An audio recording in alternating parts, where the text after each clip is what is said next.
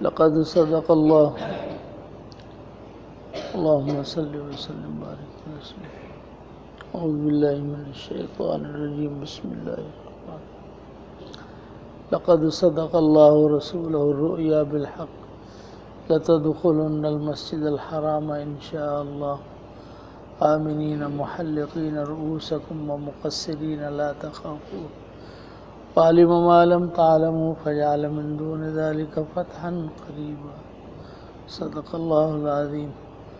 اللهم صل وسلم وبارك على سيدنا ومولانا محمد وعلى آله وصحبه كما تحب وترضى عدد ما تحب وترضى.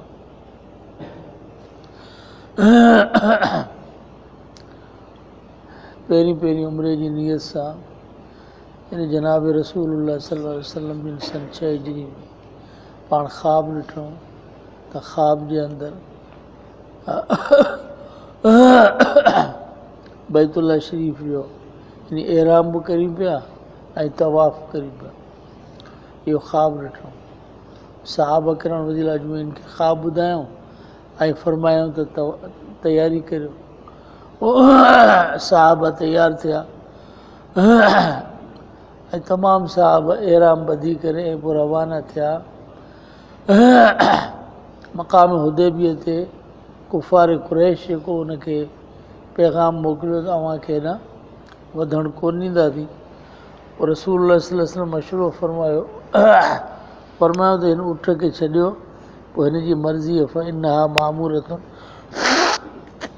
पोइ उहा अॻियां हली करे वेही रही ऐं अॻियां न वधी त फरमायो त ख़लातिल क़स्वा वमा बिहा मिन ख़ुलुक़िन। हीअ क़स्वा जेका उठणु वेही रही हालांकि हिन जी आदत कोन्हे। पोइ पाण करीम सल्लल्लाहु अलैहि वसल्लम क़रीब थी करे ऐं पाण अची करे चयूं त अल्लाह ताला जे हुरमात मां जेका बि शइ हूंदी उनजी इज़त रखंदासीं एतिराम रखंदासीं। उनखां पोइ उहो उठणु मथे थी।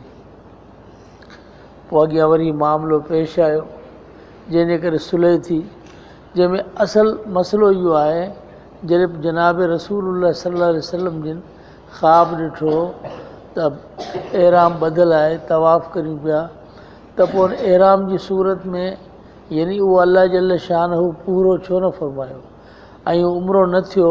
इहो छाजे करे त अल्लाह तबारक व तआला उनखां पोइ वरी ॿिए साल उनखे अल्लाह जल शानहू पूरो फरमायो।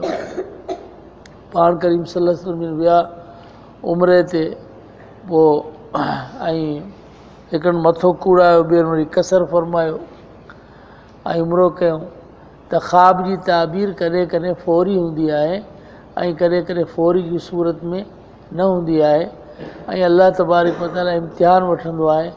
जनाब रसूलुल्लाह सल्लल्लाहु अलैहि वसल्लम जी ज़ुबान तां ख़्वाब आयो त सहाबा किराम उनखे मुहबत जे अंदरि उनखे फौरी सम्झो पर अल्लाह तबारक व तआला जी तरफ़ां इहा ई ॻाल्हि हुई त तव्हां उमिरो कंदा ऐं उमिरो थियो ऐं अल्लाह ताला जी तरफ़ां आज़माइशूं ईंदियूं आहिनि। कॾहिं कॾहिं पैगम्बर ऐं नबी सां गॾु बि जेका जमात आहे उन्हनि खे बि अल्लाह तबारक व तआला बतौर इस्लाह जे अल्लाह जल शानहू पंहिंजे हुकुम जे मातहत एतिरो हलाईंदो आहे जो कॾहिं कॾहिं बाज़ मामलात जी पैगम्बर ताईं रसाई ऐं इल्मु न हूंदो आहे।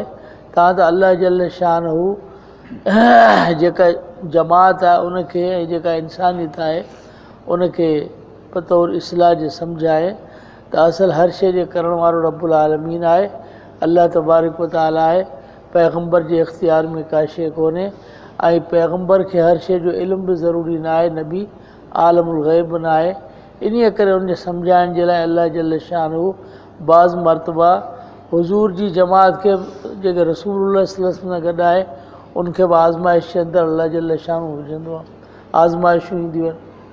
मक़ाम हुदैब में जेको वाक़ियो पेश आयो उनजे अंदरि जॾहिं हुज़ूर सल्लल्लाहु अलैहि वसल्लम सुलह फरमाई त हज़रत उमर रज़ी अलाह तआला अन्हु उहो बिगड़ी पियो उन टाइम में। चई या रसूल अल्लाह छा असां हक़ ते कोन आहियूं ऐं काफ़िर जेके आहिनि से बातिल ते कोन आहिनि? छा असांजा जेके माण्हू मरी विया उहे जन्नत में न वेंदा? छा हुननि जा जेके माण्हू मरी विया उहे जहन्नम में न वेंदा? हा फ़बिमा नउत दनियत फ़ी दीनिना। पोइ दीन में असांखे ही कहिड़ी जेको आहे सो कमज़ोरी जंहिंजे करे पोइ हज़रत सिद्दीक़ अकबर रज़ी अलाह ताला अन्हु हुनखे सम्झायो छो त हज़रत फारूक़ आज़म रज़ी अलाह ताला अन्हु खे जॾहिं बि अहिड़ो को मामिलो थींदो हो त उनखे सम्झाइण वारो हज़रत सिद्दीक़ अकबर रज़ी अलाह ताला पोइ चाहे मक़ाम हुदैबिया हुजे ऐं चाहे जनाब रसूलुल्लाह सल्लल्लाहु अलैहि वसल्लम जिन जे दुनिया मां विसाल जो वक़्तु हुजे ऐं चाहे माने इन ज़कात ऐं ॿियनि सां क़िताल जो मसइलो हुजे त उनखे हज़रत सिद्दीक़ अकबर रज़ी अलाह ताला अन्हु उन हज़रत फारूक़ आज़म रज़ी अलाह ताला अन्हु खे हमेशह सम्झायो। हाँ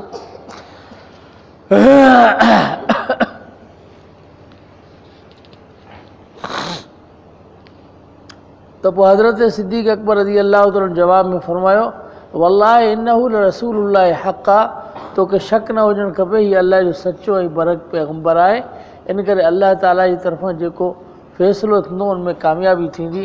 पोइ इन मक़ाम हुदैबिया में अलाह जल शानहू क़ुरान करीम जी सूरत नाज़िल फरमाई इन्ना फ़तहना लक फ़तह मुबीना इहो फ़तह मुबीना सहाबा किराम फरमाइनि था तो फ़तह मके जॾहिं थी तॾहिं नाज़िल कोन थी आहे इहो मक़ाम हुदैबिया में नाज़िल थी आहे त शराइत जेके हुआ ऐं सुलह करणु इहो ख़ुदि अलाह जल शानहू इन सां इस्लाम जो पूरो रस्तो खोले छॾियो दुनिया जे बादशाहनि ॾे पैगाम वञणु ऐं इस्लाम जे रस्ते खे दुनिया में आम करणु उनजो ज़रियो ऐं मुक़दमो जेकॾहिं आहे त सुलह हुदैबिया आहे पोइ अलाह जल शानहू फरमायो इहा तव्हांजे लाइ फ़तह मुबीन आहे इनखे फ़तह मुबीन करार ॾिनो हुयो।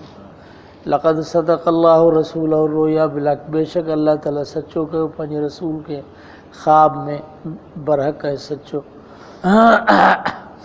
लतदख़ुलुन्नल मस्जिदल हराम इंशा अल्लाह अलबत ज़रूरु दाख़िल थींदा मस्जिद हराम में इंशा अल्लाह जेकॾहिं अलाह जल शानहू घुरियो आमिनीन मुहल्लिक़ीन रुऊसकुम अमन वारा हूंदा पंहिंजनि मथनि खे कूड़ाईंदड़ ऐं वार छोटा कराईंदड़ हूंदा।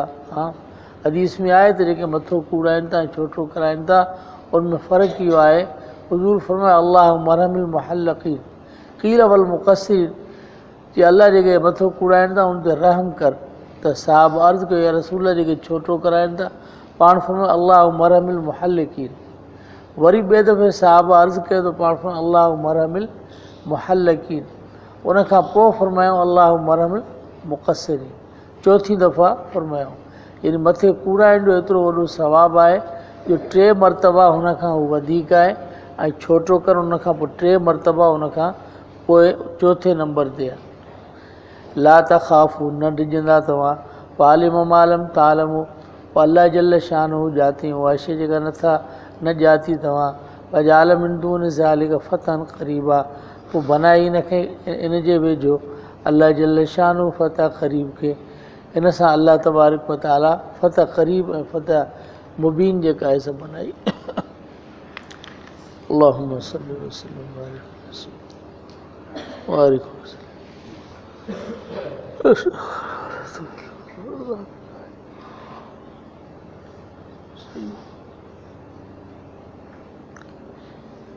आमीन।